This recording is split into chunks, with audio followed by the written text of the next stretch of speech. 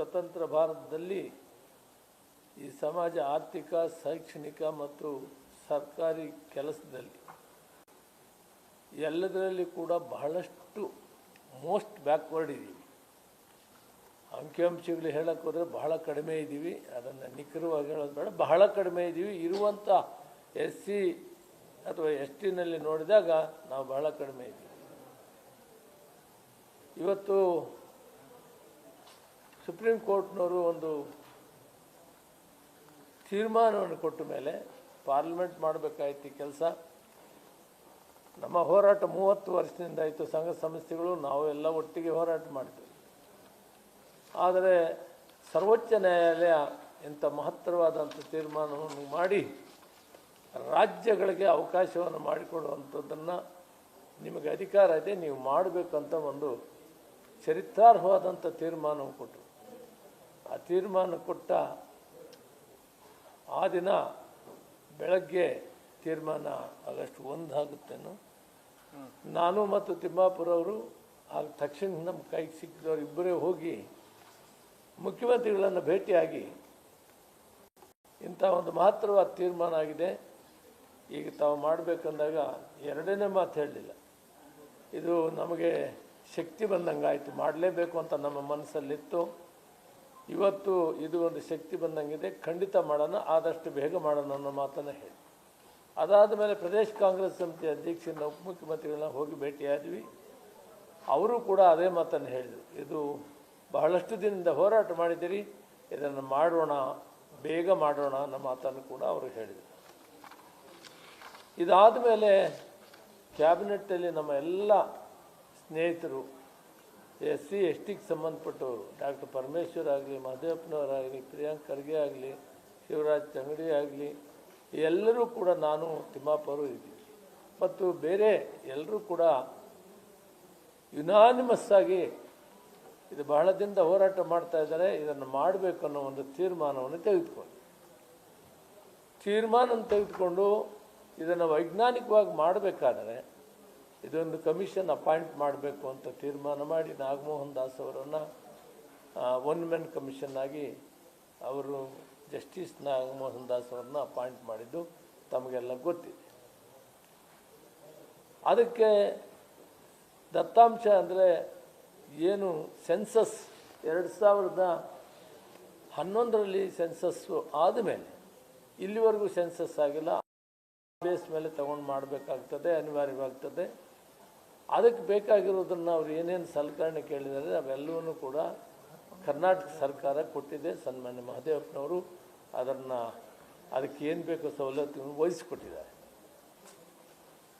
ಅದರ ಜೊತೆಯಲ್ಲಿ ನಮಗೆ ಗೊತ್ತಾದಂಗೆ ತೆಲಂಗಾಣದಲ್ಲಿ ಬಹಳ ಶೀಘ್ರವಾಗಿ ಸಮರೋಪ ರೀತಿಯಲ್ಲಿ ಅವರು ಸೆಷನ್ ನಡೀತಾ ಇತ್ತು.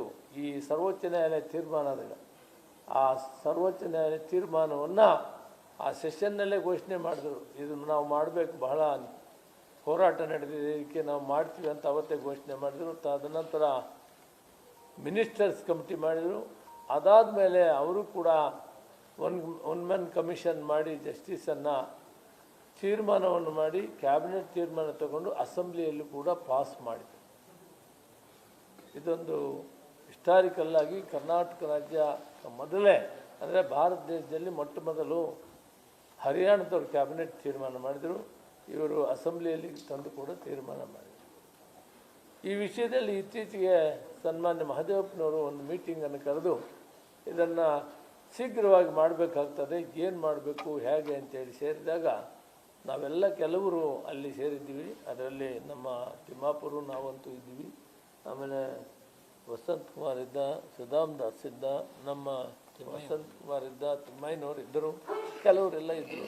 ಹನುಮಂತಯ್ಯ ಅವ್ರಿಗೆ ವರ್ತಮಾನ ಇರಲಿಲ್ಲ ಅಂತ ಕಾಣುತ್ತೆ, ಆಂಜನೇಯವ್ರಿಗೆ ವರ್ತಮಾನ ಇರಲಿಲ್ಲ, ಕಲ್ಯಾಣನೂ ಇರಲಿಲ್ಲ. ಆದರೂ ಕೂಡ MLAs ಎಲ್ಲ ಇದ್ದೀವಿ. ಅಲ್ಲಿ ತೀರ್ಮಾನ ಆಯಿತು. ನಾವು ಅದರಲ್ಲಿ ನರೇಂದ್ರ ಸ್ವಾಮಿ ಮತ್ತು ಸುಧಾಮ್ ದಾಸ್ ಅವರು ಇದನ್ನೆಲ್ಲ ವಿಚಾರ ಮಾಡಿದ್ದೀವಿ. ದತ್ತಾಂಶ ನಮ್ಮಲ್ಲಿ ಅವಶ್ಯಕತೆ ಏನಿದೆ ಅದನ್ನು ಅನುಸರಿಸಿ ನಾವು ಬೇಗ ಮಾಡೋದು ಸರಿ. 2011ರ ಆಧಾರವನ್ನು ಇಟ್ಕೊಂಡು ನಾವು ಮಾಡಲೇಬೇಕಾಗ್ತದೆ, ತಡ ಮಾಡೋದು ಚೆನ್ನಾಗಿರೋದಿಲ್ಲ. ನಾವೆಲ್ಲ ಒಗ್ಗಟ್ಟಾಗಿದ್ದೀವಿ. ಇದನ್ನು ಮಾಡೋದರಲ್ಲಿ SCಯಲ್ಲಿ ಲೆಫ್ಟು ರೈಟು ಬೋವಿ ಲಂಬಾಣಿ ಮತ್ತು ಉಳಿದ 101 ಜಾತಿಗಳು ಕೂಡ ಇದನ್ನು ಮಾಡಬೇಕು ಅಂತ ಒಗ್ಗಟ್ಟಾಗಿದ್ದೀವಿ. ಶಾಸಕರಾಗಲಿ ಮಂತ್ರಿಗಳಾಗಲಿ ಮತ್ತು ಮಾಜಿ ಶಾಸಕರಾಗಲಿ ಮಾಜಿ ಮಂತ್ರಿಗಳಾಗಲಿ ಯಾರು ಕೂಡ ಇದರಲ್ಲಿ ಭಿನ್ನಾಭಿಪ್ರಾಯ ಇಲ್ಲ, ಒಟ್ಟಿಗೆ ಮಾಡಬೇಕು ಅಂತೀವಿ. ಇತ್ತೀಚೆಗೆ ಏನಾಗ್ತಾ ಇದೆ, ಕೆಲವು ಹೋರಾಟ ಸಮಿತಿಗಳು ವಿನಾಕಾರಣವಾಗಿ ಸರ್ಕಾರದ ಬಗ್ಗೆ ಮತ್ತು ಮುಖ್ಯಮಂತ್ರಿಗಳ ಬಗ್ಗೆ ಉಪಮುಖ್ಯಮಂತ್ರಿಗಳ ಬಗ್ಗೆ ಮತ್ತು ಮಂತ್ರಿಗಳ ಬಗ್ಗೆ ಹಗುರವಾಗಿ ಮಾತಾಡುವಂಥದ್ದನ್ನು ಮಾಡಿದ್ದಾರೆ. ಅವರ ಕಳಕಳಿ ನಮಗೆ ಅರ್ಥವಾಗಿದೆ. 30 ವರ್ಷ ಹೋರಾಟ ಮಾಡಿದ್ದಾರೆ, ಹೋರಾಟಕ್ಕೆ ಫಲ ಸಿಕ್ಕಿದೆ. ಅದನ್ನು ಜಾರಿ ಮಾಡಿಸ್ಕೊಳ್ಳುವಂಥ ಕೆಲಸ ಮಾಡಬೇಕು. ಯಾರೂ ಕೂಡ ಬೇಡ ಅಂತ ಹೇಳ್ತಾ ಇಲ್ಲ.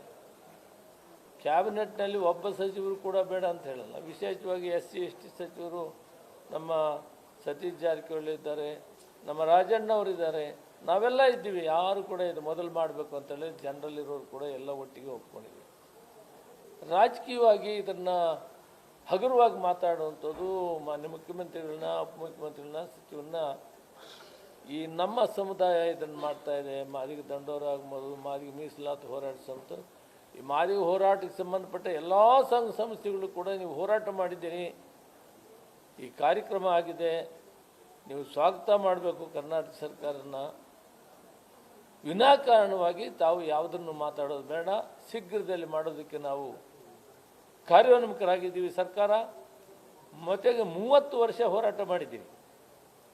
ಇನ್ನು 3-4 ತಿಂಗಳು ನೀವು ಸುಧಾರಿಸಬೇಕು, ಒಂದು ಮಾಡಬೇಕು ಫಾಸ್ಟಾಗಿ ಅಂತ ಇರುವಂಥ ಸರ್ಕಾರದ ಬಗ್ಗೆ ಟೀಕೆ ಟಿಪ್ಪಣಿ ಮಾಡೋದು ಇದು ಉಚಿತವಲ್ಲ.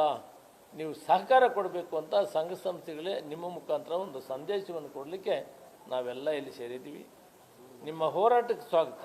ಆದರೆ ವಿನಾಕಾರಣ ಮಾಡೋ ಕಾಲದಲ್ಲಿ ನೀವು ಯಾಕೆ ಇಂಥದ್ದನ್ನು ಮಾಡೋಕ್ಕೆ ಹೋಗಿದ್ದೀರಿ? ದತ್ತಾಂಶ ಸಿಕ್ಕಬೇಕು. ಒಂದು ವೇಳೆ ಆತ್ರವಾಗಿ ಏನೋ ಮಾಡಿದ್ವಿ ಅಂತ ಇಟ್ಕೊಳ್ಳಿ, ಮತ್ತೆ ಕೋರ್ಟ್ಗಾಗಿ 16 ವರ್ಷ ನೆನೆಗುದಿಗೆ ಬೀಳಬಾರ್ದು. ಎಚ್ಚರಿಕೆಯಿಂದ ಮಾಡಬೇಕು. ಅದಕ್ಕೆ ಏನೇನು ಬೇಕೋ ಎಲ್ಲ ಸವಲತ್ತುಗಳನ್ನ ಮಾಡಿಕೊಂಡು ಎಲ್ಲರೂ ವಿಶ್ವಾಸದಲ್ಲಿದ್ದಾರೆ, ಎಲ್ಲರೂ ಮಾಡಬೇಕಂತಿರುವಾಗ ಆ ವೈಜ್ಞಾನಿಕವಾಗಿ ಬೇಕಾಗಿರುವಂಥ ಸವಲತ್ತನ್ನು ನಾವು ಜಸ್ಟಿಸ್ ಒದಗಿಸಿ ಆದಷ್ಟು ಬೇಗ ಮಾಡಬೇಕು ಅಂತ ನಾವು ತೀರ್ಮಾನ ಮಾಡ್ತೇವೆ. ಇತ್ತೀಚೆಗೆ ಆಂಜನೇಯರು ಕೂಡ ಅದನ್ನೇ ಮನವಿ ಮಾಡಿ ಅವರೊಂದು ಸಭೆಯನ್ನು ಮಾಡಿ ಇದನ್ನು ಬೇಗ ಮಾಡಬೇಕಾಗಿದೆ. ನಾವೆಲ್ಲರೂ ಒಗ್ಗಟ್ಟಾಗಿರಬೇಕು, ಸರ್ಕಾರಕ್ಕೆ ಬೆಂಬಲವಾಗಿರಬೇಕು. ಸರ್ಕಾರ ಮಾಡ್ತಾ ಅನ್ನೋದನ್ನು ಕೂಡ ಸನ್ಮಾನ ಆಂಜನೇಯವರು ಕೂಡ ಇದನ್ನು ಒಂದು ಪ್ರಯತ್ನವನ್ನು ಮಾಡಿದ್ದಾರೆ. ನಾವು ಇಷ್ಟೇ ಕೇಳೋದು, ನಾವೆಲ್ಲ ಒಟ್ಟಿಗೆ ಸಮುದಾಯಕ್ಕಾಗಿ ನೀವೆಲ್ಲ ಹೋರಾಟ ಸಮಿತಿಗಳು ಹೆಸರುಗಳು ಸಾಕಷ್ಟಿದ್ದೀರಿ. ಎಲ್ಲರೂ ಅವರವ್ರ ಯೋಗ್ಯತೆ ನೀವು ಹೋರಾಟ ಮಾಡ್ಕೊಂಡು ಬಂದಿದ್ದೀರಿ. ದಯವಿಟ್ಟು ಟೀಕೆ ಟಿಪ್ಪಣಿಯನ್ನು ಮಾಡೋದು ಬೇಡ. ಯಾರೂ ಕೂಡ ವಿರೋಧ ಇಲ್ಲ. ವಿಶೇಷವಾಗಿ ಮಾನ್ಯ ಮುಖ್ಯಮಂತ್ರಿಗಳು ನೇರವಾಗಿ ಹೇಳ್ತಾರೆ, ನೋಡ್ರಿ ಮಹದೇವಪ್ಪನವರೇ, ಅದಕ್ಕೆ ಏನೇನು ಬೇಕು ನಾಗಮೋಹನ್ ಒದಗಿಸ್ಕೊಡಿ, ಆದಷ್ಟು ಬೇಗ ಇದನ್ನು ಮಾಡೋಣ. ಸರ್ವೋಚ್ಚ ನ್ಯಾಯಾಲಯ ತೀರ್ಮಾನ ಕೊಟ್ಟಿರುವಾಗ ನಾವೆಲ್ಲರೂ ಕೂಡ ಕುಂತು ಚರ್ಚೆ ಮಾಡಿ ಆಗಿದೆ, ಇದನ್ನು ಮಾಡಬೇಕು ಅಂತ ಹೇಳಿದ್ದಾರೆ. ಅದಕ್ಕೆ ಸಂಘ ಸಂಸ್ಥೆಗಳು ದಯವಿಟ್ಟು ಸಹಕರಿಸಿ ನೀವು ಸ್ವಾಗತ ಮಾಡಬೇಕು. ಸರ್ಕಾರ ಒಂದು ಒಳ್ಳೆಯ ತೀರ್ಮಾನ ತೆಗೆದುಕೊಂಡಿದ್ದೀವಿ. ನಾವು ಮಾಡಲ್ಲ ಅಂತ ಹೇಳಿಲ್ಲ, ಮಾಡೋದಕ್ಕೆ ಎಲ್ಲ ಪ್ರಯತ್ನಗಳು ಮಾಡ್ತಾಯಿದ್ದೀವಿ. ನೀವಿನ್ನೂ ಜಸ್ಟಿಸ್ ನಾಗಮೋಹನ್ ದಾಸ್ ಅವ್ರ ಹತ್ರ ಹೋಗಿ ಕೇಳಿದ್ರೆ ಹೇಳ್ತಾರೆ ಏನೆಲ್ಲ ನಾವು ಸೌಲಭ್ಯಗಳು ಒದಗಿಸ್ತಾ ಇದ್ದೀವಿ ಅಂತ. ನಿಮ್ಮ ಅಭಿಪ್ರಾಯಗಳನ್ನು ಹಳ್ಳಿ ಹೇಳ್ಬೋದು, ನಿಮ್ಮದೇನಾದರೂ ಹೇಳೋದಿದ್ರೂ ಹೇಳ್ಬೋದು. ಬಿಟ್ಟರೆ ವಿನಾಕಾರಣವಾಗಿ ಸರ್ಕಾರ ಬಗ್ಗೆ ಇದನ್ನು ಮಾಡೋದು ಬೇಡ. ಅಥವಾ ಯಾರಾದರೂ ಇದರಲ್ಲಿ ಕೆಲವರು ಬೇರೆ ಬೇರೆ ಪಕ್ಷಗಳು ಎತ್ತಿಕೆಟ್ಟಿ ಮಾಡ್ತಾಯಿದ್ರೆ ಅದಕ್ಕೇನು ನೀವು ಈಲ್ಡಾಗಬಾರ್ದು. ನಾವು ಮಾಡೋಕ್ಕೆ ಕಂಕಣಬದ್ಧವಾಗಿದ್ದೀವಿ, ಮಾಡ್ತೀವಿ. ಮುಖ್ಯಮಂತ್ರಿಗಳಾಗಲಿ ಅಧ್ಯಕ್ಷರಾಗಲಿ ಒಟ್ಟಾರೆ ಒಕ್ಕೋಲಿನಿಂದ ಹೇಳಿದ್ದಾರೆ. ನೆಕ್ಸ್ಟ್ ಡೇನೇ ಸುಪ್ರೀಂ ಕೋರ್ಟ್ ತೀರ್ಮಾನ ಆದ ಮಾರನೇ ದಿನ ನಾವಿಬ್ಬರು ಭೇಟಿಯಾದಾಗ ಎಲ್ಲರೂ ಇದನ್ನು ಬೇಗ ಮಾಡಿಬಿಡೋಣ, ಭಾಳಷ್ಟು ಹೋರಾಟಗಳು ನಡೆದಿವೆ ಇದಕ್ಕಾಗಿ ಅಂತ ಹೇಳಿದ್ದಾರೆ. ಅದಕ್ಕೆ ನಾನು ಇಷ್ಟೇ ಹೇಳ್ತೀನಿ, ತಾವೆಲ್ಲ ಕೂಡ ಸಹಕರಿಸಿ ಇದನ್ನು ಆದಷ್ಟು ಬೇಗ ಮಾಡೋಕ್ಕೆ ನಿಮ್ಮ ಸಹಕಾರವನ್ನು ಕೊಡ್ತೀನಿ. ಈ ಟೀಕೆ ಟಿಪ್ಪಣಿ ಬಿಟ್ಟುಬಿಡಿ. ಕೆಲವು ರಾಜಕೀಯ ಪಕ್ಷಗಳು ಎತ್ತಿಕಟ್ಟಿರ್ಬೋದು ಅಂತ ನನಗೆ ಭಾವನೆ ಇದೆ. ಅದನ್ನು ಕೂಡ ನಾನು ಹೆಚ್ಚಿಗೆ ಕ್ವಶನ್ ಮಾಡೋಕ್ಕಾಗಲ್ಲ. ಬಹಳ ನೋವನ್ನು ಅನುಭವಿಸಿದ್ದೀವಿ, ಬಹಳ ಕಷ್ಟದಲ್ಲಿದ್ದೀವಿ, ಬಹುತೇಕ ಶೋಷಿತರಲ್ಲಿ ಶೋಷಿತರಾಗಿದ್ದೀವಿ. ಈ ಕಾಲಕ್ಕಾದರೂ ಮುಂದಿನ ಜನರೇಷನ್ಗೆ ಒಂದು ದಾರಿ, ಬದುಕೋ ದಾರಿ ಸಿಕ್ಕಲಿ ಅಂಥೇಳಿ ನೀವು ಕೂಡ ಹೋರಾಟ ಮಾಡಿದ್ದೀರಿ. ಸಮಾಧಾನವಾಗಿರಿ. ಆದಷ್ಟು ಬೇಗ ಈ ಕೆಲಸವನ್ನು ಮಾಡೋಣ. ಇಷ್ಟನ್ನು ಮಾಧ್ಯಮ ಮಿತ್ರರಿಗೆ ಅದಕ್ಕೆ ದತ್ತಾಂಶಗಳು ಕೆಲವು ಸಂದರ್ಭದಲ್ಲಿ ಸಕಾಲಕ್ಕೆ ಸಿಕ್ಕದೇ ಇರೋದ್ರಿಂದ ತಡ ಆಗಿದೆ ಬಿಟ್ಟರೆ ಉದ್ದೇಶ ಏನಿಲ್ಲ. ಉದ್ದೇಶ ಮಾಡೋ ತೀರ್ಮಾನ ಆಗಿದೆ. ಈಗ ಸೆನ್ಸಸ್ಸಲ್ಲಿ ಸ್ವಲ್ಪ ಲೋಪದೋಷಗಳು. ಈಗ ನೋಡಿ, ದಕ್ಷಿಣ ಕರ್ನಾಟಕದಲ್ಲಿ 4-5 ಜಿಲ್ಲೆಯಲ್ಲಿ ಲೆಫ್ಟ್ ಅವರು AKD ಅಂತ ಬರೆಸಿದ್ದಾರೆ, ರೈಟ್ ಅವರು AKD ಬರ್ತಿದ್ದಾರೆ 10 ಜಿಲ್ಲೆಯಲ್ಲಿ. ಇದರ ಪರಿಷ್ಕರಣೆ ಮಾಡಿದೆ ಮತ್ತೆ ನಾವು ಮಾಡಿದರೆ ಯಾರಿಗೂ ಗೊಂದಲ ಆಗಬಾರ್ದು, ತೊಂದರೆ ಆಗಬಾರ್ದು. ಇದು ಯಾವ ರಾಜ್ಯದಲ್ಲಿ ಇಂಥದ್ದಿಲ್ಲ, ಈ ರಾಜ್ಯದಲ್ಲಿ ಇಂಥದ್ದಿದೆ, ಅದರಲ್ಲಿ ದಕ್ಷಿಣ ಜಿಲ್ಲೆಗಳಲ್ಲಿ ಇದಿದೆ. ಅದರಿಂದ ಅದ್ರ ಬಗ್ಗೆ ಸೀರಿಯಸ್ ಆಗಿ ಕೆಲಸ ಮಾಡ್ತಾ ಇದ್ದಾರೆ. ನಾಗಮೋಹನ್ ದಾಸ್ ಅವರು ಅವ್ರಿಗೆ ಸಾಕಷ್ಟು ಕಮಿಷನ್ನ ಹೆಡ್ ಮಾಡಿದವರು, ಅವ್ರಿಗೆ ಇದರ ಅನುಭವ ಇದೆ, ಅವರಿಗೆ ಕಷ್ಟಗಳು ಗೊತ್ತಿದೆ. ನಾವು ಕೂಡ ಭೇಟಿಯಾಗಿದ್ವಿ, ಮಂತ್ರಿಗಳು ಭೇಟಿಯಾಗಿದ್ವಿ, ಶಾಸಕರು ಭೇಟಿಯಾಗಿದ್ವಿ, ಮಾಜಿ ಶಾಸಕರು, ಸಂಸತ್ ಸದಸ್ಯರು ಎಲ್ಲ ಮತ್ತು ಅಧಿಕಾರಿಗಳು. ಇದಕ್ಕಾಗಿ ಅಧಿಕಾರಿಗಳು ಕೂಡ ಸಾಕಷ್ಟು ಜನ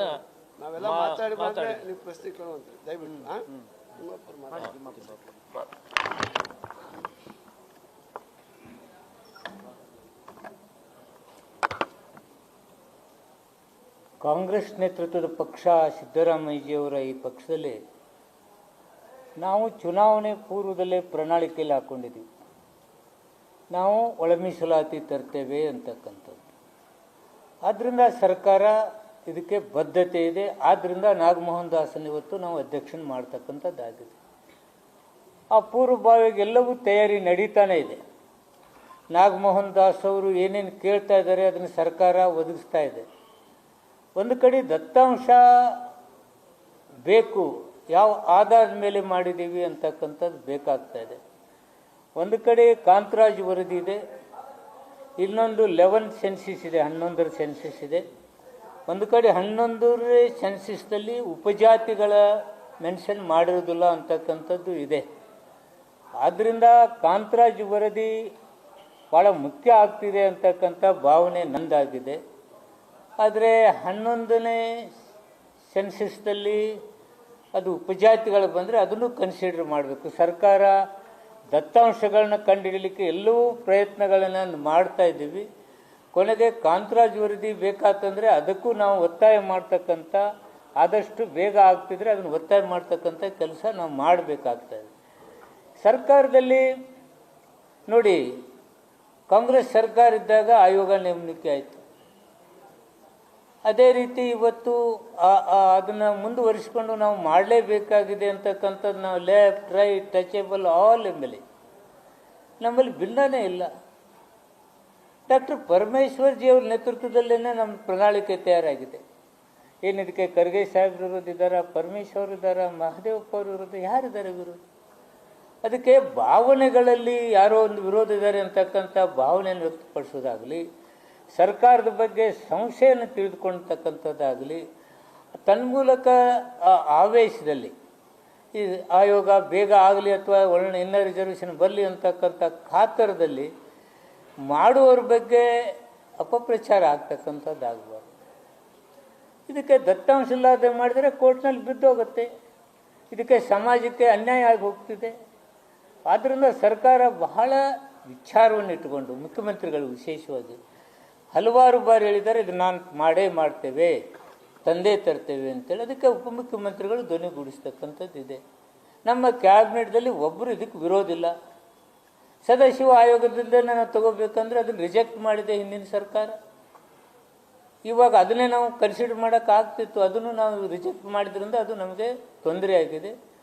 ದತ್ತಾಂಶವನ್ನು ಆದಷ್ಟು ಬೇಗ ಎಂಪರಿಕಲ್ ಡಾಟಾ ನಾವು ಎಲ್ಲಿ ಸಾಧ್ಯ ಇದೆಯೋ ಯಾವ ರೀತಿ ತಗೋಬೇಕೋ ತಗೊಂಡು ನಾಳೆ ಕೋರ್ಟ್ನಲ್ಲಿ ತೊಂದರೆ ಆಗಲಾರದ ರೀತಿಯಲ್ಲಿ ಸರ್ಕಾರ ಒಳ ಮೀಸಲಾತಿ ತರಲಿಕ್ಕೆ ತಯಾರಿದೆ.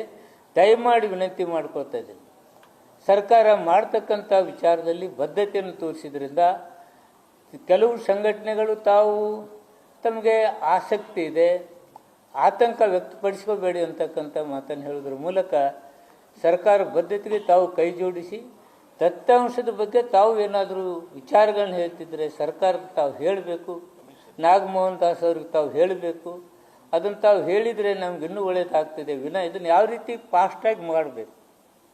ಯಾವ ರೀತಿ ಇದನ್ನು ಇಂಪ್ಲಿಮೆಂಟ್ ಮಾಡೋಕ್ಕೆ ಏನು ಬೇಕು ಅಂತಕ್ಕಂಥದ್ದನ್ನು ನಾನು ಸಂಘಟನೆಯವರಲ್ಲಿ ವಿನಂತಿ ಮಾಡ್ಕೋತಿದ್ದೀನಿ.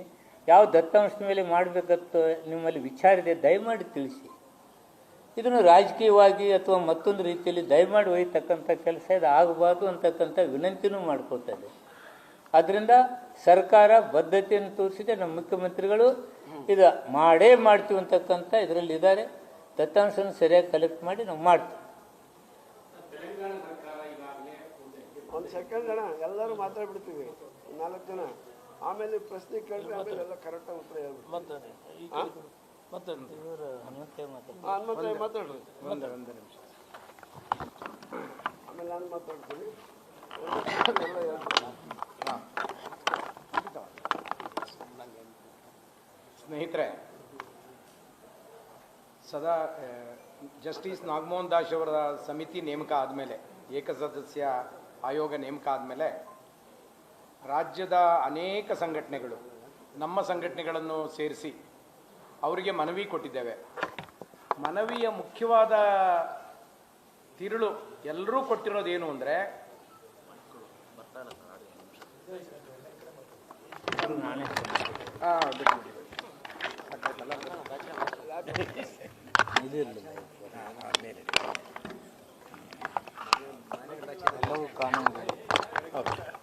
ಮೇಲೆ ಬೇಡ.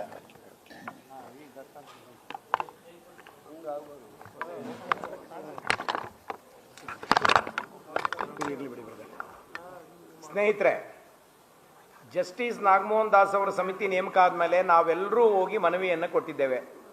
ಆ ಮನವಿಯ ಮುಖ್ಯವಾದ ತಿರುಳು, ಯಾವುದೇ ಕಾರಣಕ್ಕೆ ಯಾರಿಗೂ ಅನ್ಯಾಯ ಆಗದಂತೆ ಅವರ ಜನಸಂಖ್ಯೆ ಆಧಾರದ ಮೇಲೆ ಆ ಪರ್ಸೆಂಟೇಜನ್ನು ಮತ್ತು ಗುಂಪುಗಳನ್ನು ನಿರ್ಧಾರ ಮಾಡಿ ನ್ಯಾಯ ಕೊಡಬೇಕು ಅಂತ ಹೇಳೋದು ನಮ್ಮೆಲ್ಲರದು ಅಭಿಪ್ರಾಯ ಆಗಿತ್ತು.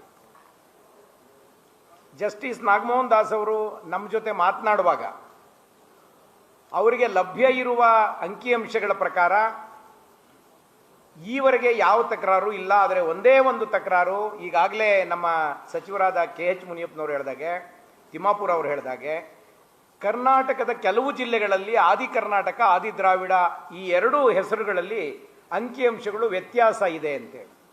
ಒಂದು 7 ಲಕ್ಷ ಜನ ತಮ್ಮ ಮೂಲ ಜಾತಿ ಯಾವುದು ಅಂತೇಳಿ ಬರೆಸಿಲ್ಲ ಅಂತ ಹೇಳ್ತಿದ್ದಾರೆ.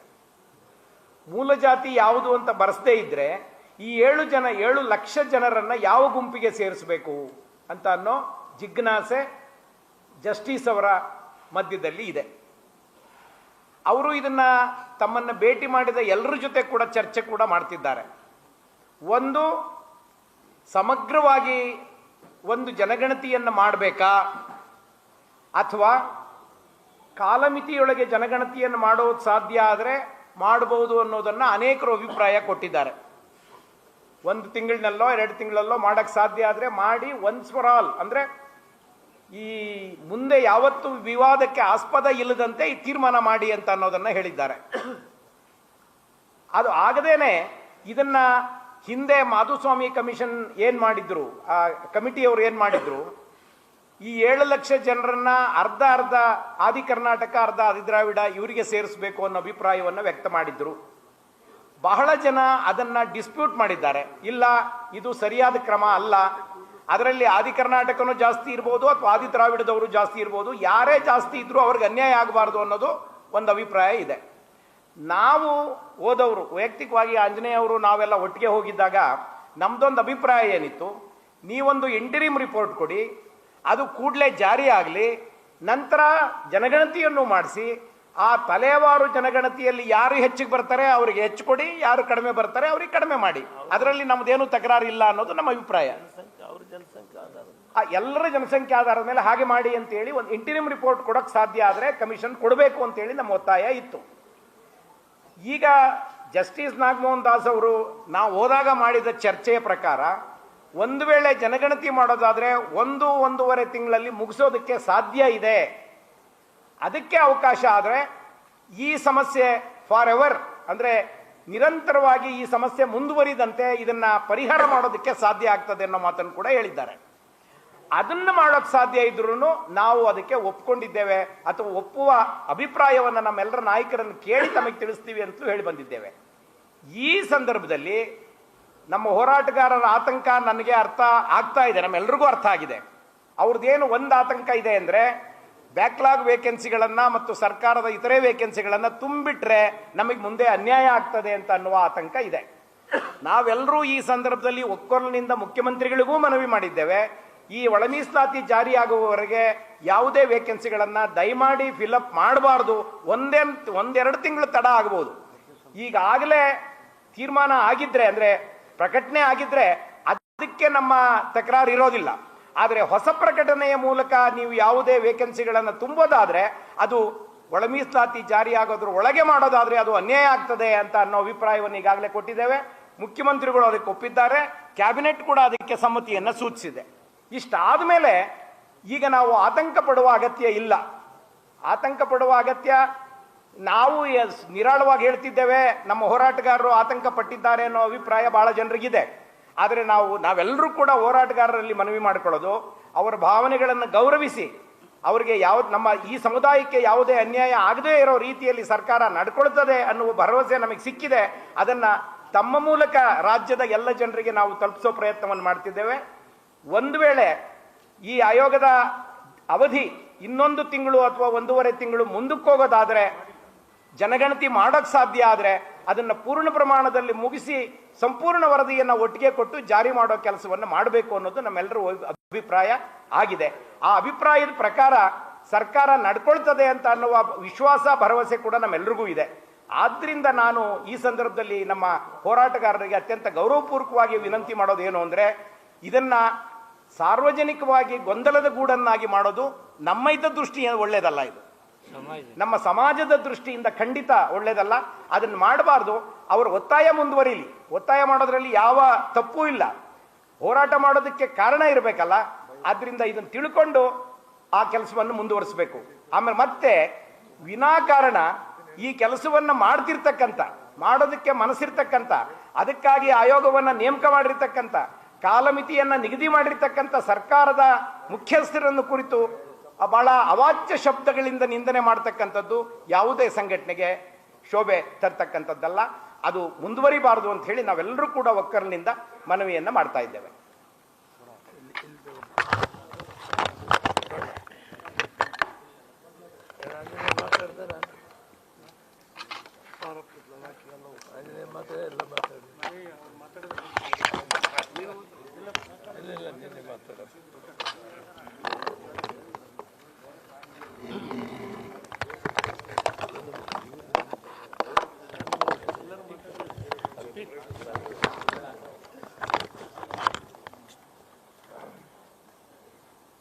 ಮಾನ್ಯ ಮಾಧ್ಯಮ ಸ್ನೇಹಿತರಿಗೆಲ್ಲ ನಮಸ್ಕಾರಗಳು. ಈಗಾಗಲೇ ನಮ್ಮ ಸಮುದಾಯದ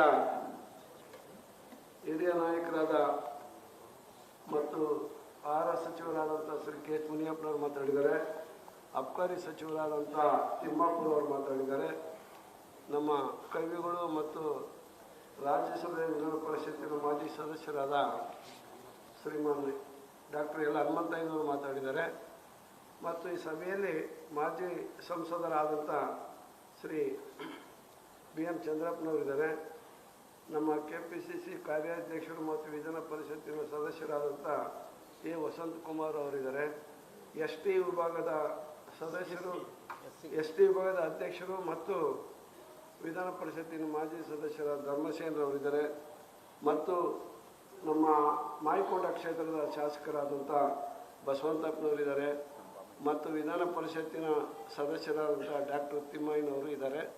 ಉಳಿದಂತೆ ಕೆಲವು ಮುಖಂಡರೆಲ್ಲರೂ ಕೂಡ ಇಲ್ಲಿ ಉಪಸ್ಥಿತರಿದ್ದಾರೆ. ನಾವು ನಿಮ್ಮ ಮೂಲಕ ನಾವು ನಮ್ಮ ಹೋರಾಟಗಾರರಿಗೆ ಒಂದು ನಿವೇದನೆ ಮಾಡಿಕೊಳ್ಳೋದೇನೆಂದರೆ, ಕರ್ನಾಟಕ ಸರ್ಕಾರ, ಅದರಲ್ಲೂ ಕೂಡ ಸಿದ್ದರಾಮಯ್ಯನವರು ಈ ಸಾಮಾಜಿಕ ನ್ಯಾಯದ ಪರವಾಗಿರ್ತಕ್ಕಂಥ ಒಬ್ಬ ದಿಟ್ಟ ಮುಖ್ಯಮಂತ್ರಿ. ಅವರ ನೇತೃತ್ವದಲ್ಲಿ ಈಗಾಗಲೇ ನಾವು ಸಾಕಷ್ಟು ಬಾರಿ ಈ ಒಳ ಮೀಸಲಾತಿ ಬಗ್ಗೆ ಸುಪ್ರೀಂ ಕೋರ್ಟು ತೀರ್ಪು ಬರುವ ಮುನ್ನನೂ ಕೂಡ ನಾವು ಹೋರಾಟ ಮಾಡ್ಕೊಂಡ್ಬಂದ್ವಿ. 30-35 ವರ್ಷಗಳಿಂದ ನಾವು ಕೂಡ ಭಾಗಿಯಾಗಿ ಹೋರಾಟ ಮಾಡಿದ್ವಿ. ಎಲ್ಲ ಲೀಡರ್ಗಳು ಕೂಡ ಎಲ್ಲ ರೀತಿಯಿಂದಲೂ ನಾವು ನಮ್ಮ ಜನಾಂಗಕ್ಕೆ ಆಗಿರತಕ್ಕಂಥ ಅನ್ಯಾಯವನ್ನು ಎಲ್ಲ ಪಕ್ಷದವರಿಗೂ ಮನವರಿಕೆ ಮಾಡುವಲ್ಲಿ ನಾವು ಯಶಸ್ವಿಯಾಗಿದ್ದೀವಿ.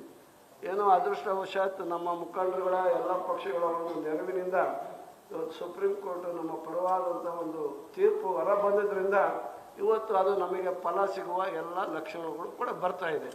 ಸುಪ್ರೀಂ ಕೋರ್ಟ್ ಹೇಳಿದೆ ಇಂಪೆರಿಕಲ್ ಡಾಟಾ, ಹಿಂದುಳಿಕೆ ಇವನ್ನೆಲ್ಲವನ್ನು ಕೂಡ ಗಮನದಲ್ಲಿಟ್ಕೊಂಡು ಇದನ್ನು ಮಾಡಬೇಕು ಅಂತ ಅವ್ರು ಹೇಳಿದ್ರಿಂದ ನಮ್ಮ ಮುಖ್ಯಮಂತ್ರಿಗಳು ಸಿದ್ದರಾಮಯ್ಯನವರು ಜಸ್ಟಿಸ್ ನಾಗಮೋಹನ್ ದಾಸರವರ ಏಕಸದಸ್ಯ ಆಯೋಗ, ವಿಚಾರಣೆ ಆಯೋಗಕ್ಕೆ ಒಂದು ಅಧಿಕಾರವನ್ನು ಕೊಟ್ಟಿದ್ದಾರೆ. ಇದನ್ನೆಲ್ಲ ಸಂಪೂರ್ಣವಾಗಿ ಅಧ್ಯಯನ ಮಾಡಿ ಒಂದು ವರದಿ ಕೊಡಿ, ಇದನ್ನು ಇಂಪ್ಲಿಮೆಂಟೇಷನ್ ಮಾಡೋಕ್ಕೋಸ್ಕರ ಅಂತ ಹೇಳಿದ್ದಾರೆ. ಇಂಪ್ಲಿಮೆಂಟೇಷನ್ ಆಗ್ತಾ ಇದೆ, ಅದು ಬರಬೇಕು. ಆ ವರದಿ ಬಂದ ಮೇಲೆ ಹಾಗೇ ಆಗುತ್ತೆ. ಅದ್ರ ಜೊತೆಯಲ್ಲಿ ನಾವು ಕೂಡ ಬಹಳ ನಿಷ್ಠೂರವಾಗಿ ನಾವು ಹೇಳಿದ್ದೇವೆ, ಯಾವುದೇ ಹುದ್ದೆಗಳನ್ನು ತುಂಬಬಾರದು, ಮೀಸಲಾತಿ ಅನುಷ್ಠಾನ ಆಗೋವರೆಗೂ, ಒಳ ಮೀಸಲಾತಿ ಜಾರಿ ಆಗೋವರೆಗೂ ಅಂತೇಳಿ. ಅದು ಬ್ಯಾಕ್ಲಾಗ್ ಇರ್ಬೋದು, ಬಡ್ತಿಯಲ್ಲಿ ಮೀಸಲಾತಿ ಇರ್ಬೋದು, ಈ ಮೂರುಗಳು ಕೂಡ ತುಂಬಬಾರದು ಅಂತ ಹೇಳಿದ್ದೇವೆ. ಸರ್ಕಾರನೂ ಒಪ್ಪಿದೆ, ಸಮಾಜ ಕಲ್ಯಾಣ ಸಚಿವರಾದಂಥ ಮಾದೇವಪ್ಪನವರು ಕೂಡ ಒಪ್ಪಿದ್ದಾರೆ. ಅವ್ರು ಹೇಳಿದ್ರು, ಒಬ್ರು ಯಾರೋ PL ಏನೋ ಹಾಕಿದ್ದಾರೆ ಕೋರ್ಟ್ನಲ್ಲಿ, ಬ್ಯಾಕ್ಲಾಗ್ ಹುದ್ದೆಯನ್ನು ತುಂಬಬೇಕು ಅಂತೇಳಿ. ಆಯಿತು, ನಾವು ತುಂಬ್ತೀವಿ, ಎಷ್ಟಿದ್ದಾವೆ ಅನ್ನೋದನ್ನೆಲ್ಲ ಸಂಗ್ರಹ ಮಾಡ್ತೀವಿ ಅಂತ ಹೇಳಿದ್ದಾರೆ. ಅವರೇನು ಈಗಲೇ ತುಂಬ್ತೀವಿ ಅಂತಂದು ಹೇಳಿಲ್ಲ, ಅವರಿಗೂ ಕೂಡ ಹೇಳಿದ್ದೇವೆ. ಆಯ್ತಿಲ್ಲ, ಇಲ್ಲ ಒಳ ಮೀಸಲಾತಿ ಜಾರಿ ಆದಮೇಲೆ ನಾವು ತುಂಬೋದು ಅಂತ ಹೇಳಿದ್ದಾರೆ. ಕೆಲವು ಹೋರಾಟಗಾರರು ಈ ನಮ್ಮ ಸಮುದಾಯದ ಮುಖಂಡರುಗಳಿಗೆ, ನಮ್ಮ ಸಮುದಾಯದ ಮುಗ್ಧ ಜನರಿಗೆ ತಪ್ಪು ಸಂದೇಶವನ್ನು ರವಾನೆ ಮಾಡ್ತಾ ಇದ್ದಾರೆ. ಒಳ ಮೀಸಲಾತಿ ಬರೋಕ್ಕಿಂತ ಮುಂಚೆ ನಾವು ಎಲ್ಲ ತುಂಬಲ್ಲ ಪೋಸ್ಟ್ ಅಂತೇಳಿ ಈಗ ಬ್ಯಾಕ್ಲಾಗ್ ಹುದ್ದೆಯನ್ನು ತುಂಬಿ ನಮ್ಮ ಕೈಗೆ ಚಿಪ್ ಕೊಡಬೇಕು ಅಂತ ಹೊಂಟಿದ್ದಾರೆ ಅನ್ನೋ ರೀತಿಯಲ್ಲಿ ಮಾತಾಡ್ತಾರೆ. ನಮಗೆ ಚಿಪ್ ಕೊಡಲ್ಲ, ಅವ್ರ ಅಮೃತನೇ ಕೊಡೋದು. ಅಕ್ಷಯ ಪಾತ್ರ ಇದ್ದಂಗೆ ಸಿದ್ದರಾಮಯ್ಯನವ್ರ ನೇತೃತ್ವದ ಕಾಂಗ್ರೆಸ್ ಸರ್ಕಾರ, ಅದು ಕೊಡೋವರೆಗೂ ನೀವು ಶಾಂತಿ ರೀತಿಯಿಂದ ಕಾಯಬೇಕು. ಯಾವುದೇ ಸರ್ಕಾರವನ್ನು ಮುಜುಗರ ಆಗೋ ರೀತಿಯಲ್ಲಿ ಟೀಕೆ ಮಾಡೋದು ಸಲ್ಲದು ಎಂಬತಕ್ಕಂಥದ್ದನ್ನು ನಾವಿಲ್ಲಿ ಸ್ಪಷ್ಟಪಡಿಸ್ಲಿಕ್ಕಾಗಿ ನಾವು ನಮ್ಮ ಜನರಿಗೆ ಕೊಡಬೇಕು. ವಾಸ್ತವಾಂಶ ಏನು ನಡೀತಿದೆ ಅನ್ನೋದು ಗೊತ್ತಾಗಬೇಕು. ಇಲ್ಲಿ ಸದಾಶಿವ ಆಯೋಗದ ವರದಿನೂ ಇದೆ, ಆಮೇಲೆ ಇದು ಮಾಧುಸ್ವಾಮಿ ಆಯೋಗದ ವರದಿನೂ ಇದೆ, 2011ರ ಸೆನ್ಸಸ್ಸು ಇದೆ. ಇವನ್ನೆಲ್ಲವನ್ನು ಕೂಡ ಅಧ್ಯಯನ ಮಾಡಿ ನ್ಯಾಯಮೂರ್ತಿಗಳು ಭಾಳ ಚೆನ್ನಾಗಿ ಅದನ್ನು ಮಾಡಿ ಒಂದು ವರದಿಯನ್ನು ಕೊಡ್ತಾರೆ. ಆ ವರದಿ ಬಂದ ತಕ್ಷಣ ಅದು ಅನುಷ್ಠಾನ ಆಗುತ್ತೆ. ಅಲ್ಲಿವರೆಗೆ ತಾಳ್ಮೆಯಿಂದ ಕಾಯಿರಿ. 30-35 ವರ್ಷಗಳ ನಾವು ಹೋರಾಟ ಮಾಡ್ಕೊಂಡು ತಾಳ್ಮೆಯಿಂದ ಕಾದಿದ್ದೀವಿ. ಇನ್ನು ಒಂದು ತಿಂಗಳು ಒಳಗಾಗಿನೇ ಅದು ಬರ್ಬೋದು, 15 ದಿನದಲ್ಲೇ ಬರ್ಬೋದು, ಹೇಳಲಿಕ್ಕಾಗಲ್ಲ. ನಾವು ಈಗ ಇದನ್ನೆಲ್ಲದನ್ನು ಕೂಡ ಈಗ ಈ ವಿಷಯನ ಮತ್ತೊಂದು ಸರಿ ನಾವು ಮುಖ್ಯಮಂತ್ರಿಗಳ ಗಮನಕ್ಕೆ ತಂದು, ಸರ್ ಆಯೋಗಕ್ಕೆ ನೀವು ಸೂಚನೆ ಕೊಡಿ, ತಕ್ಷಣವೇ ವರದಿ ತಗೊಳ್ರಿ, ತಕ್ಷಣ ಅನುಷ್ಠಾನಕ್ಕೆ ತರ್ರಿ ಅಂತಂದೇಳಿ ನಾವು ಮನವಿಯನ್ನು ಮಾಡ್ತೀವಿ. ಅದರಿಂದ ನೀವು ತಾಳ್ಮೆಯಿಂದ ಇರ್ರಿ, ಏನೂ ಆಗಲ್ಲ. ಇಲ್ಲಿವರೆಗೂ ಆಗಿದೆ. ನಾವು ಕೂಡ ಎಲ್ಲ ಹೋರಾಟಗಾರರು ಇಲ್ಲಿರೋರು ಎಲ್ಲರೂ ಕೂಡ ನೀವು ಬೀದಿಯಲ್ಲಿ ಇಳಿದು ಹೋರಾಟ ಮಾಡಿರಿ, ನಾವು ಇಲ್ಲಿ ಒಳಗಡೆಗೆ ಸರ್ಕಾರದ ಜೊತೆಗಿದ್ದು ಹೋರಾಟ ಮಾಡಿದ್ದೀವಿ. ಕೆಲವು ಸಂದರ್ಭದಲ್ಲಿ ಬೀದಿಗಳಿಗೂ ಕೂಡ ನಾವು ಹೋರಾಟ ಮಾಡಿದ್ದೀವಿ, ಎಲ್ಲರೂ ಹೋರಾಟ ಮಾಡಿದ್ದಾರೆ. ಆದರೆ ನೀವು ಹೋರಾಟಗಾರರು ತಾಳ್ಮೆಯಿಂದ ಇರಬೇಕು. ಇಲ್ಲಿವರೆಗೂ ಆಗ್ತಾ ಇದೆ, ಫಲ ಬರತ್ತನ ಸ್ವಲ್ಪ ನಿರೀಕ್ಷೆ ಮಾಡಿ. ಒಂದು ಆಳುವ ಸರ್ಕಾರಕ್ಕೆ ಟೀಕೆ ಮಾಡೋದು ಅದು ಸಲ್ಲದು. ಆಮೇಲೆ ಇದು ಮಾಡಿರಿ ಟೀಕೆನ, ಅದು ಆರೋಗ್ಯಕರವಾಗಿ ಮಾಡ್ತಾರೆ, ಅದು ಇಲ್ಲ. ನಮ್ಮ ನಾಯಕರುಗಳಿಗೆ ಇಲ್ಲ ಸಲ್ಲದ ಮಾತುಗಳನ್ನು ಆಡಿದಿರಿ, ನಾವು ಅದನ್ನೆಲ್ಲ ಕೇಳಿದ್ವಿ. ಅವೆಲ್ಲ ಮಾಡಬಾರ್ದು. ನಮ್ಮ ಸಮಾಜ ಯಾವತ್ತೂ ಕೂಡ ಯಾರನ್ನು ಅಗೌರವವಾಗಿ ನೋಡ್ಕೊಂಡಿರೋ ಸಮಾಜ ಅಲ್ಲ, ಗೌರವವಾಗಿ ನೋಡ್ಕೊಂಡಿರೋ ಸಮಾಜ. ಒಂದು ಬಾರಿ ಜಗಜ್ಯೋತಿ ಬಸವಣ್ಣನವರು ಹರಳೆಯನ್ನ ಹತ್ರ ಬಂದು ಶರಣಾರ್ಥಿಗಳು ಅಂತಂದು ಹೇಳಿದ್ರು. ಇದೇನು ಶರಣು ಅನ್ಬೇಕಾಯ್ತು, ಶರಣಾರ್ಥಿಗಳಲ್ಲ ಅಂದ್ಬಿಟ್ರಲ್ಲ ಅಂತಂದೇಳಿ ಗಂಡ ಹೆಂಡತಿ ಇಬ್ಬರು ಚಿಂತೆಗೀಡಾಗಿ ಕೊನೆಗೆ ಏನು ನಮಗೆ ಶರಣು ಅಂತಂದು 2 ಸತಿ ಹೇಳಿದ್ರು ಅಂತಂದೇಳಿ ಅವ್ರು ತೊಡೆ ಚರ್ಮವನ್ನು ತೆಗೆದುಕೊಂಡು ಚಪ್ಪಲಿ ಪಾದರಕ್ಷೆಯನ್ನು ಮಾಡ್ಕೊಂಡು ಹೋಗಿ ಅವ್ರಿಗೆ ಅರ್ಪಿಸಿ ಈ ರೀತಿಯಾದಂಥ ವಿಧೇಯತೆಯನ್ನು, ಮಾನವೀಯತೆಯನ್ನು, ಒಂದು ಮನುಷ್ಯತ್ವವನ್ನು ಪ್ರದರ್ಶಿಸಿದಂಥ ಸಂಸ್ಕೃತಿ ಇರ್ತಕ್ಕಂಥ ಈ ಮಾದಿಗ ಸಮುದಾಯದಲ್ಲಿ ಯಾರನ್ನು ಅನಾವಶ್ಯಕವಾಗಿ ಅಸಂಸದೀಯ ಪದಗಳನ್ನು ಬಳಸ್ತಕ್ಕಂಥದ್ದು ಸಲ್ಲದು ಅಂತಕ್ಕಂಥ ಮಾತನ್ನು ಈ ಸಂದರ್ಭದಲ್ಲಿ ನಾನು ಹೇಳಲಿಕ್ಕೆ ಇಚ್ಛೆಪಡ್ತೀನಿ. ಸರ್ಕಾರ ಕೂಡಲೇ, ಈಗ ನಾನು ಹೇಳ್ತಿದ್ದೀನಿ, ಇವ್ರು ಹೇಳೋಕ್ಕಾಗಲ್ಲ, ನಾನು ಹೇಳ್ತಿದ್ದೀನಿ, ಕೂಡಲೇ ನಾಗಮೋಹನ್ ದಾಸ್ ಅವ್ರನ್ನ ಕರೆದು ಅಥವಾ ಅವರ ನಿರ್ದೇಶನ ನೀಡಿ ಕೂಡಲೇ ವರದಿಯನ್ನು ತರಿಸ್ಕೊಳ್ಳಿ. ಆ ವರದಿನ ಅನುಷ್ಠಾನಗೊಳಿಸಲಿಕ್ಕೆ ತಾವು ಮುಂದಾಗಬೇಕು ಅಂತೇಳಿ ಮಾನ್ಯ ಮುಖ್ಯಮಂತ್ರಿಯವರಲ್ಲಿ ನಾವು ಮನವಿ ಮಾಡ್ತೀವಿ. ಸದಾ ನಮ್ಮ ನಾಗಮೋಹನ್ ದಾಸ್ ವರದಿ ಬರೋವರೆಗೂ ಕೂಡ ಯಾವುದೇ ಕಾರಣಕ್ಕೂ ಬ್ಯಾಕ್ಲಾಗ್ ಹುದ್ದೆನೂ ತುಂಬಲ್ಲ, ಬಡ್ತಿಯಲ್ಲಿ ಮೀಸಲಾತಿನೂ ಕೂಡ ಮಾಡ್ಲಿಕ್ಕೆ ಬಿಡಲ್ಲ, ಯಾವುದೇ ಹುದ್ದೆನೂ ಕೂಡ ತುಂಬಲಿಕ್ಕೆ ನಾವು ಬಿಡಲ್ಲ. ನೀವು ಪ್ರಶ್ನೆ ಮಾಡ್ಬೋದು. ಈಗ ನನಗೆ ಮತ್ತೊಂದು ಪ್ರಶ್ನೆ, ಅದಕ್ಕೂ ನಾನು ಈಗಲೇ ಉತ್ತರ ಹೇಳ್ತೀನಿ. ಎಷ್ಟು ತಿಂಗಳು ಆಯಿತು, 6 ತಿಂಗಳು ಯಾರಾದರೂ ವಯೋಮಿತಿ ಆಗಿ ಈ ಅರ್ಜಿ ಹಾಕ್ಲಿಕ್ಕೆ ಪಾಪ ಅವ್ರ ಅರ್ಹತೆ ಮುಗಿದು ಹೋಗಿದ್ರೆ 6 ತಿಂಗಳಲ್ಲಿ 1 ವರ್ಷ ಬೇಕಾದ್ರೆ ಅವ್ರು ಎಕ್ಸ್ಟೆಂಡ್ ಮಾಡಿದ್ರೆ ಅಂತ ಬೇಕಾದ್ರೆ ಕೇಳ್ತೀವಿ, ವಯೋಮಿತಿ ಆಗಿದ್ದಂದ್ರೆ. ಇಷ್ಟು ವರ್ಷನೇ ನೀವು ಕಾಯ್ದಿದ್ರಿ. 35,000 ಹುದ್ದೆಗಳನ್ನು ಈಗಲ್ಲ, ಸುಮಾರು 7-8 ವರ್ಷಗಳಿಂದ ಖಾಲಿ ಇದ್ದ ಹುದ್ದೆಗಳು ಈಗ ಐಡೆಂಟಿಫೈ ಮಾಡಿ ಅದು ತುಂಬ ಕೊಟ್ಟಿದ್ದಾರೆ.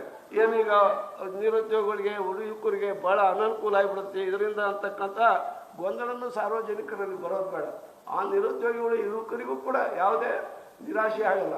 ಅವರಿಗೂ ಕೂಡ ವಯಸ್ಸನ್ನು ಹಂಗೇನಾದ್ರು ಮೀರೋಗಿದ್ದೆ ಅಂದ್ರೆ ನಮ್ದು ಕಟ್ ಆಫ್ ಡೇಟ್ ನಾವು ಆರಂಭ ಮಾಡಿದ್ವಲ್ಲ ಅಕ್ಟೋಬರ್ನಿಂದ ನವಂಬರ್ನಲ್ಲೇ ಮುಗಿತಪ್ಪ ಅನ್ನೋದಾದ್ರೆ ಅವನಿಗೆ ಅವಕಾಶ ಕೊಡಬೇಕಾಗುತ್ತೆ. 1 ತಿಂಗಳಿತ್ತು ಪಾಪ ಉದ್ಯೋಗ ಪಡಿಬೇಕಾಯಿತು, ಅವ್ನಿಗೆ ವಯೋಮಿತಿ ಮೀರೋಗಿದ್ನಿ ಅಂದರೆ ಅಂಥವ್ರು ಯಾರಾದ್ರೂ ಅವ್ರಿಗೆ ಬೇಕಾದ್ರೆ 6 ತಿಂಗಳು 1 ವರ್ಷನ ಬೇಕಾದ್ರೆ ವಯೋಮಿತಿನ ವಿಸ್ತರಣೆ ಬೇಕಾದ್ರೆ ಮಾಡ್ಲಿಕ್ಕೆ ನಾವು ಹೇಳ್ತೀವಿ, ಮಾಡಿಸ್ತೀವಿ ಬೇಕಾದ್ರೆ ಸರ್ಕಾರಕ್ಕೆ ಕೇಳಿ. ನಮ್ಮ ಜನರಿಗೆ ಇರ್ಬೋದು, ಬೇರೆ ಜನರಿಗೆ ಇರ್ಬೋದು, ನಮ್ಮ ಜನರಿಗೂ ಇರ್ಬೋದು, ಬೇರೆ ಸಮುದಾಯದವ್ರಿಗೆ ಇರ್ಬೋದು, ಯಾರಿಗೂ ಕೂಡ ನಿರುದ್ಯೋಗಿಗಳಿಗೆ ಅನನುಕೂಲ ಆಗದ ರೀತಿಯಲ್ಲಿ ನಾವು ಮಾಡ್ತೀವಿ. ದಯಮಾಡಿ ಉಳಿದ ನಿರುದ್ಯೋಗಿಗಳು ಕೂಡ ಸ್ವಲ್ಪ ದಿನ ನೀವು ಕಾಯ್ರಿ, ನಮ್ಮ ಹೋರಾಟಗಾರರು ಕೂಡ ಕಾದು ಇದನ್ನು ಪಡಿಬೇಕು ಅಂತಂದೇಳಿ ನಾನು ಅವರಲ್ಲಿ ವಿನಮ್ರವಾಗಿ ವಿನಂತಿ ಮಾಡ್ತೀನಿ.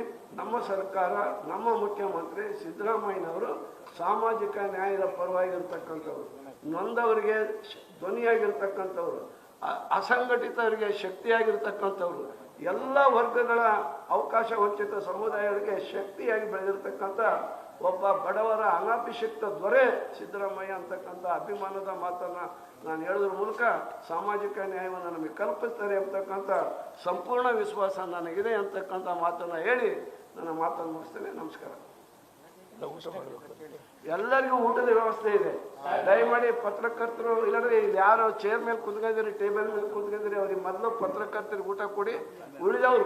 ಉಳಿದವರು ಆಮೇಲೆ ಟೇಬಲ್ ಮೇಲೆ ಕುತ್ಕೊಂಡು ಊಟ ಮಾಡೋಣ. ಎಲ್ಲರಿಗೂ ಊಟದ ವ್ಯವಸ್ಥೆ ಇದೆ. ದಯಮಾಡಿ ಮೊದಲು ಪತ್ರಕರ್ತರು ಊಟ ಮಾಡಲಿ. ದಯಮಾಡಿ ಪ್ರಶ್ನೆ ಕೇಳಿ ಸರ್.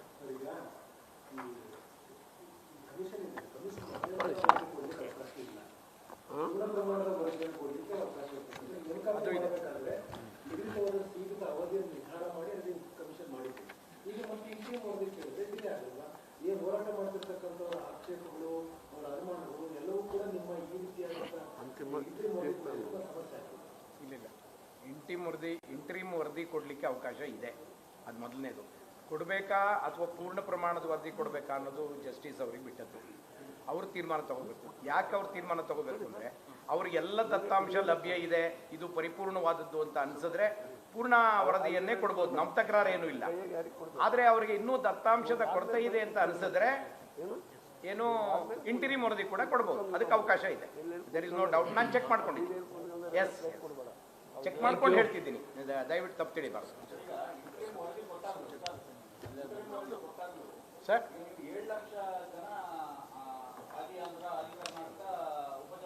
ಎಸ್ ಎಸ್ ಹೌದು.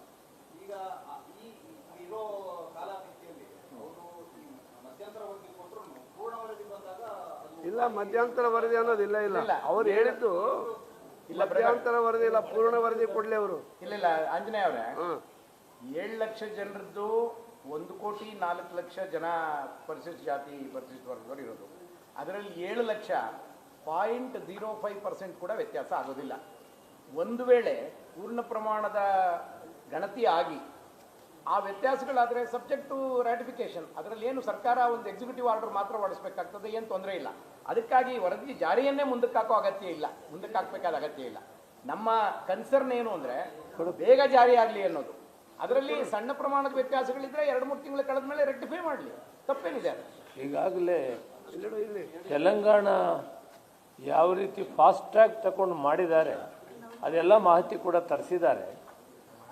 ಯಾವ ಬೇಸ್ ಮೇಲೆ ಅವರು ಒಂದು ನಿರ್ಣಯ ಫೈನಲ್ಲೇ ಮಾಡಿದ್ದಾರೆ ಅದನ್ನು ಆಧರಿಸಿ ಮಾಡಬೇಕು ಅಂತೇಳಿ. ಅಂದರೆ ಈ ರೀತಿ ಲೆಫ್ಟವರು ಏಕೆ ಎಡೆ ಬರೆಸೋದು, ರೈಟವರು ಏಕೆ ಎಡೆ ಬರೆಸೋದಾಗಿರೋದು ಸ್ವಲ್ಪ ಇಲ್ಲಿ ಗೊಂದಲ 7 ಲಕ್ಷದಿದೆ ಬಿಟ್ಟರೆ ಎಂಟೈರು ವ್ಯವಸ್ಥೆದು ಏನು ಅಂಥದ್ದಿಲ್ಲ. ಆದರೂ ಕೂಡ ಅದನ್ನು ಪರಿಷ್ಕರಣೆ ಮಾಡಬೇಕು ಅನ್ನೋ ಚಿಂತನೆ ನಡೀತಾ ಇದೆ. ಅದಕ್ಕೆ ನಾವು ನಾಗಮೋಹನ್ ದಾಸ್ ಅವರಿಗೆ ಮತ್ತೆ ಮಾತಾಡಿ ಅವ್ರಿಗೆ ಏನು ಬೇಕೋ ಸೌಲಭ್ಯವನ್ನು ಮಧ್ಯಪ್ಪನವ್ರು ರೂಪಿಸ್ತಾರೆ, ಆದಷ್ಟು ಬೇಗ ಮಾಡೋದಕ್ಕೆ ಏರ್ಪಾಡು ಮಾಡೋಣ.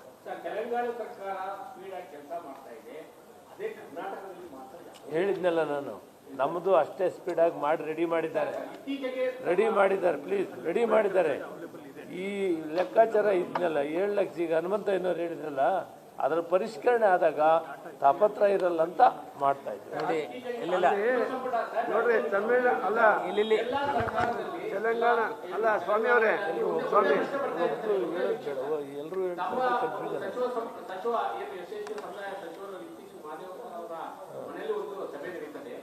ಆ ಸಂದರ್ಭದಲ್ಲಿ ಬ್ಯಾಕ್ಲಾಗ್ ಮತ್ತೆ ಮುಂಬಡ್ತಿ ಮಾಡಿ ಸಿದ್ಧರಾಗಿದ್ದಾರೆ ಅನ್ನೋ ಒಂದು ಗುಸುಗುಸು ಸ್ಟಾರ್ಟ್ ಆಗಿದ್ದಾಗ ನಾವೇ ಐ ವಿಟ್ನೆಸ್ ನಾವಿದ್ದೀವಲ್ಲ ಸಂಘಟನೆಗಳಿಗೆ ಅನುಮಾನ ಬರ್ತಾ ಇದೆ. ಅಲ್ಲಲ್ಲ ಅದಾಗಿಲ್ಲ. ಈಗ ಇಲ್ಲ ನೋಡಿ ನಾನು ಅವತ್ತಾಗಿದ್ದು ಹೇಳ್ತೀನಿ, ಒಂದು ನಿಮಿಷ ಹೇಳ್ತೀನಿ. ಅವತ್ತಾಗಿದ್ದೇನೆಂದರೆ ಜನ ಬ್ಯಾಕ್ಲಾಗ್ ಆಗಲಿಲ್ಲ, ಪೂರ್ತಿ ಮಾಡಬೇಕು, ಪ್ರಮೋಷನ್ ಆಗಲಿಲ್ಲ, ಇದನ್ನೆಲ್ಲ ಬೇಗ ಮಾಡಬೇಕಾಗ್ತದೆ, ಇದನ್ನು ಬೇಗ ಮುಗಿಸ್ಬೇಕು, ಸರ್ಕಾರವನ್ನು ನಿರ್ಣಯ ಮಾಡಿದೆ ಕ್ಯಾಬಿನೆಟಲ್ಲಿ. ಅದರಿಂದ ಇದನ್ನು ಬೇಗ ಮುಗಿಸಿ ಅದನ್ನು ಮಾಡಬೇಕು ಅಂತ ತೀರ್ಮಾನ ಆಯಿತು. ಈಗ ನೀವು ಇದೇ ಕೇಳಿರಲ್ಲ, ತೆಲಂಗಾಣದ ಕೇಳಿದ್ರಲ್ಲ, ತೆಲಂಗಾಣದಲ್ಲಿ ಏಕೆ ಏಡಿ ಪ್ರಶ್ನೆ ಇಲ್ಲ. ಅಲ್ಲಿ ಏಕೆ ಏಡಿದಿಲ್ಲ, ಟಚಬಲ್ ಎಸಿದು ತೊಂದರೆ ಇಲ್ಲ. ಅಲ್ಲಿ ಮಾದಿಗ ಮಾಲ ಎರಡೇ ಇರೋದ್ರಿಂದ ಅಲ್ಲಿ ಸಮಸ್ಯೆ ಆಗೋದಿಲ್ಲ. ಇಲ್ಲಿ ಏಕೆ ಏಡಿ ಸಮಸ್ಯೆ ಇರೋದ್ರಿಂದ ಸ್ವಲ್ಪ ಟೈಮ್ ತಗೋತೈತೆ ವಿನ ಅದಕ್ಕಿಂತ ನಾವು ಫಾಸ್ಟ್ ಆಗಿ. Uttam Kumar Reddy forward caste community ಅವರು ಘೋಷಣೆ ಮಾಡಿದ್ದಾರೆ very well and very shortly ಅಂತ.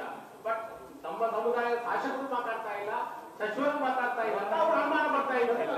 ನೋ ಡೌಟ್ ಇಲ್ಲ, ನಮ್ಮ ಸರ್ಕಾರ 100% ಒಳ ಮೀಸಲಾತಿ ತಂದೆ ತರ್ತಾರೆ. ನಮ್ಮ ಮುಖ್ಯಮಂತ್ರಿಗಳು ಫರ್ಮ್ ಆಗಿದ್ದಾರೆ.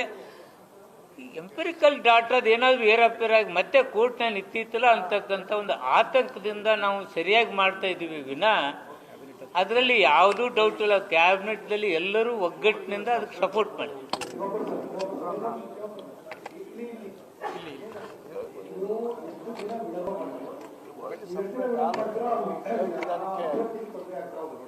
ಈಗೇನಾಗಿದೆ, ನೀವು ಯಾವುದೇ ತರಹ ನಿರ್ಧಾರ ಮಾಡಬೇಡಿ ಅಂತ ಹೇಳಿದ್ದೀರಿ. ಪರ್ಟಿಕ್ಯುಲರ್ ಆ ಆದೇಶ ಅಥವಾ ಆದೇಶ ಸುತ್ತೋಲೆ ಎಲ್ಲ ಡಿಪಾರ್ಟ್ಮೆಂಟ್ ಕಾಲೇ ಮಾಡ್ತಕ್ಕಂಥ ಇಲ್ಲ ಏನಂದ್ರೆ ನೇಮಕಾತಿಗಳು ಆಗತ್ತೆ ಅಂತ ಯಾವುದೇ ಕಾಲಕ್ಕೂ ಒಳ ಮೀಸಲಾತಿ ಬರೋರಿಗೆ ಯಾವುದೇ ಅಪಾಯಿಂಟ್ಮೆಂಟ್ ಇಲ್ಲ. ಅದನ್ನು ಫರ್ಮ್ ಆಗಿ ಹೇಳಿದ್ವಿ, ಕ್ಯಾಬಿನೆಟ್ದಲ್ಲಿ ಹೇಳಿದ್ವಿ, ಮುಖ್ಯಮಂತ್ರಿಗಳು ಹೇಳಿದರೆ ಅದರಲ್ಲಿ ವಿಚಾರಣೆ ಪ್ರಶ್ನೆನೇ ಇಲ್ಲ. ಊಟ ಮಾಡ್ರಿ.